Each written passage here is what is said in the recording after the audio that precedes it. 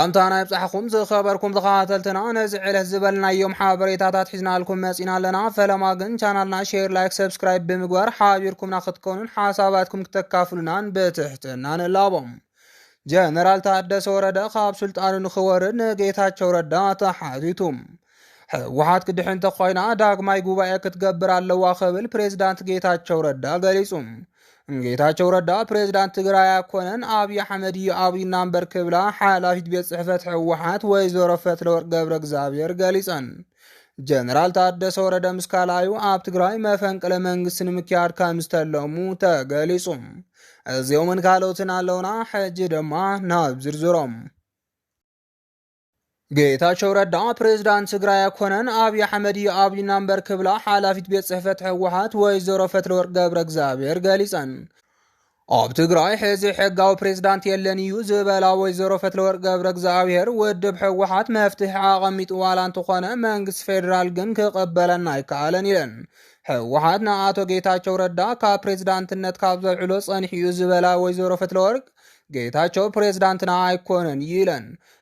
በወገን ህወሓት ንፕሬዝዳንትነት ሰብ ኣቕሪብና ናብ ኣዲስ ኣበባ ኸይድና ተዘራሪብና ኢና እንተኾነ ግን ቀዳማይ ሚኒስተር ኣብይ ኣይተቐበለናን ኢለን እቲ ጉባኤ ዘካየደ ህወሓት ነቲ ብኣቶ ጌታቸው ረዳ ዝምራሕ ግዝያዊ ምምሕዳር ንምግልባጥ ወሲኑ ካብ ኮን ላዕሊ ኣመራርሓ ሰራዊት እውን ኣወሲኑ ኣብ ምንቅስቓስ ከም ዘሎ ዝፍለጥ እዩ ይኹን እምበር ሰራዊት ትግራይ ነቲ ውሳነ ንምትግባር ኣብ ዝገብሮ ዘሎ ምንቅስቓስ ከበድቲ ተጻብኦታት ይገጥሞ ከም ዘሎ እንዳተገለጸ ይርከብ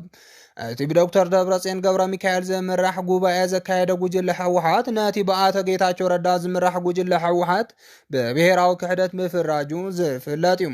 እቲ ብኣቶ ጌታቸው ረዳ ዝምራሕ ጉጅለ ህወሓትን ግዝያዊ ምሕዳርን ድማ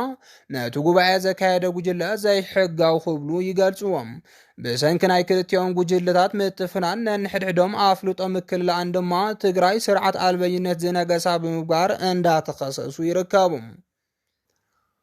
بخالق زينا دما ህወሓት ክድሕን ተኾይና ዳግማይ ጉባኤ ክትገብር ኣለዋ ክብል ፕሬዝዳንት ጌታቸው ረዳ ገሊጹም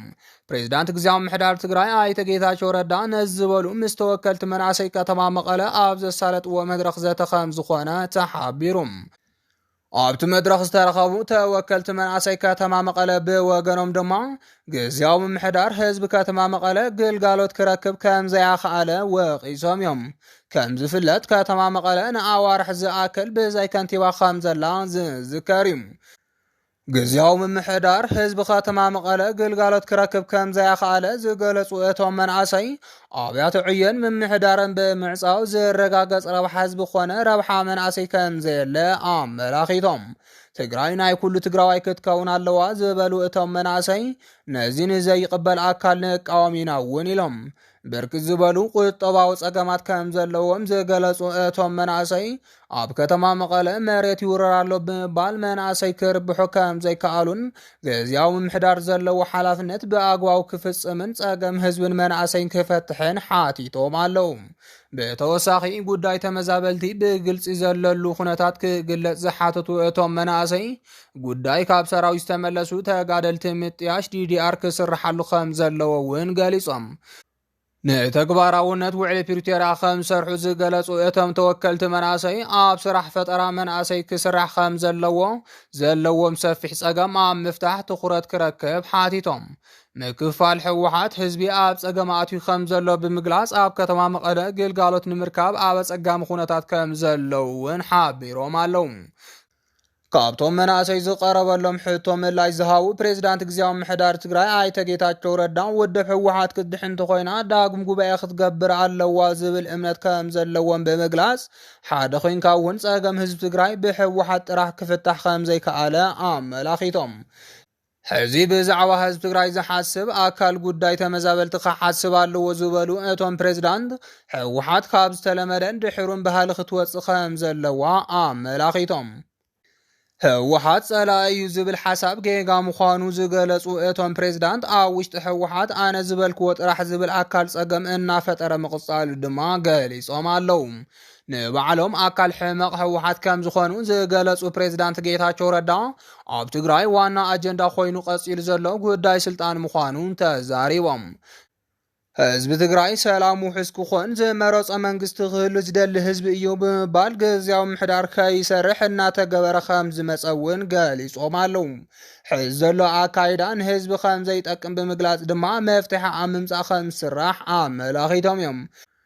ሰራዊት ትግራይ ህዝባዊ ምዃኖም ብምግላጽ ዝኸፋፍሎ ዝስራሕ ስራሕ ደው ክብልን ካብ ማህተም ምምንጣል ክወፅእን ክስራሕ ምዃኑ ኣመላኺቶም። ውራ መሬት ኣብ መላእ ትግራይ ከም ዘሎ ዝገለጹ ፕሬዝዳንት ጌታቸው ነዚ ደው ክብልን መጠሻ መናእሰይ ክቕጽልን ከም ዝስራሕ እውን ኣመላኺቶም ኣለዉ። ጀነራል ታደሰ ወረደ ምስ ካልኣዩ ኣብ ትግራይ መፈንቅለ መንግስቲ ንምክያድ ከም ዝተለሙ ተገሊጹ። ጀነራል ታደሰ ወረደ ካብቶም ተጽዕኖ ፈጠርቲ ዝበሃሉ ላዕለዎት ወተሃደራዊ ኣመራርሓ ሰራዊት ትግራይ ምዃኖም ዝፍለጥ እዩ። ጀነራል ወዲ ወረደ ኣብ ግዜ ኩናት ትግራይ ንሰራዊት ትግራይ ላዕለዋይ ኣዛዚ ወተሃደራዊ ኮማንድ ብምዃን ዝመርሐን ጀግንነት ዝፈጸመን እንትኾን ከምኡውን ነቲ ጀኖሳይዳል ኩናት ትግራይ ጠጠው ንምባል ክሳብ ፕሪቶርያ ብምኻድ ኣካል ተደራደርቲ ትግራይ ኮይኑ ግዴቱ ዝተዋፅአ ጅግና ትግራዋይ ምዃኑ ዝዝከር እዩ።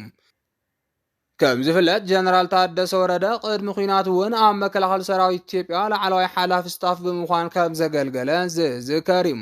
ድሓር ድማ ነቲ ደማዊ ኩናት ትግራይ ደው ንምባል ኣብ ዝተኻየደ ድርድራት ኣካል ተደራደርቲ ትግራይ ብምዃን ናብ ፕሪቶርያን ናይሮቢን ብምምራሕ ውዕል ሰላም ንኽፍረም ካብ ዝገበሩ ላዕለዎት ኣመራርሓ ሰራዊት ትግራይ እቲ ሓደ ምዃኑ ይፍለጥ። ብመሰረት ውዕል ሰላም ፕሪቶርያ ግዝያዊ ምምሕዳር ትግራይ ምምስራቱ ስዒቡ ድማ ምክትል ፕሬዝዳንት እቲ ግዝያዊ ምምሕዳር ብምዃን ምምራፁ ዝፍለጥ እዩ። ይኹን እምበር ነቲ ኣብ ትግራይ ዝተፈጠረ ፖለቲካዊ ወጥሪ ስዒቡ ግን ጀነራል ወዲ ወረደ ሽሙ ብበዝሒ ምስቲ ጉባኤ ዘካየደ ጉጅለ ሕወሓት ክለዓል ጸኒሑ እዩ። ሕዚ ዝተሰምዐ ሓበሬታ ከም ዘመላኽቶ ድማ ጀነራል ወዲ ወረደ ትማሊ ዕለት 27 ለካቲት 2017 ዓ.ም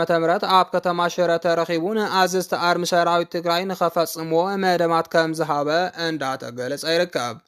ካብቶም ብጀነራል ታደሰ ወረደ ንኣዘዝቲ ኣርሚ ዝተውሃቡ መደባት ድማ እዞም ዝስዕቡ ይርከብዎም።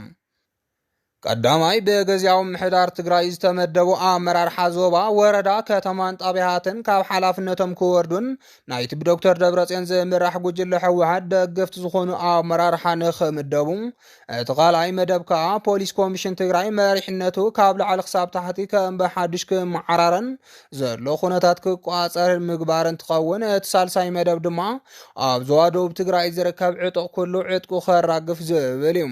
ነዞም ዝተውሃቡ መደባት ድማ ኩሎም ኣዘዝቲ ኣርሚ ሰራዊት ትግራይ ከተግብርዎምን ነዚ ዘይፍጽም ድማ መምርሒ ጥሒሱ ብዝብል ሽርሒ ካብ ቦትኡ ከም ዝለዓልን ድማ ዝረኸብናዮ ሓበሬታ ወሲኹ የመላኽት። በቲ ዝተተሓዘ መደብ መሰረት ድማ ነቶም ኣብ ላዕሊ ዝተገለጹ መደባት ኣብ ዞባን ወረዳን ጣብያን ተግባራዊ ድሕሪ ምግባር ነቲ ተመክሮ ብምዕባይ ዋና ዓላምኡ ናይ ክልል ስልጣን ንምቁጻር ከም ዝኾነ ተገሊጹ። ጀነራል ወዲ ወረደ እዚ ኩሉ ትልሚ እንትትልም ግን ንበይኑ ዘይኮነስ ጀነራል ጆን መዲድ እውን ኣብ ጎኑ ከም ዘሎ እንዳተገልጸ ይርከብ። በዚ መሰረት ድማ እቲ ብወዲ ወረደ ዝቐረበ መደብ ብዞባ ደቡብ ትግራይ ንኸጀመረን ዞባ ደቡብ ብትኹረት ክረአ ከም ዘለዎን ጀነራል መዲድ ሓሳብ ከም ዘቕረበ ዘረኸብናዮ ምስጢራዊ ሓበሬታ የመላኽት። ስለዚ ድማ ካብ ህዝቢ ዞባ ደቡብ ሓያል ተቃውሞ ክገጥመና ስለ ዝኽእል ኣብቲ ዞባ ዘለው ዕጥቋት ኩሎም ኣብ ሓፂር ግዜ ዕጥቆም ክፈትሑ ክንገብር ኣለና ክብሉ ድማ ኣብ ስምምዕነት በፂሖም። እዚ ተግባራዊ ንምግባር ድማ ክሳብ ናይ ከባቢ ኣመሓደርቲ ዝኾኑ እውን ንምቕንጻል ተስማዕሚዖም ኣለዉ። በዚ መሰረት ድማ ነቲ ኣብ ግዝያዊ ምምሕዳር ዘሎ ሓይሊ መሰረት ኣስኢንካ ባዕሉ ስልጣን ክለቅቕ ምግባርን እንተ ኣብዩ ድማ ብሓይሊ ስልጣን ንምቁጻር እናሰርሐ ዝቐነየ እቲ ብዶክተር ደብረጽዮን ዝምራሕ ጉጅለ ሕዚ ብሓደ ሓደ ወተሃደራዊ ኣመራርሓ ሰራዊት ትግራይ ኣቢሉ ዕልዋ መንግስቲ ንምግባር ወሲኑ ዝተፈላለዩ ምንቅስቓሳት ይገብር ከም ዘሎ ተሓቢሮም።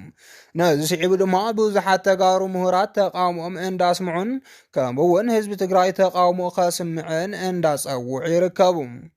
ዝኸበርኩም ተኸታተልትና ንሰዓት ዝበልናዮም ሓበሬታታት ነዚኦም ይመስሉ ነይሮም። ንምክትታልኩም ካብ ልቢ ነመስግን።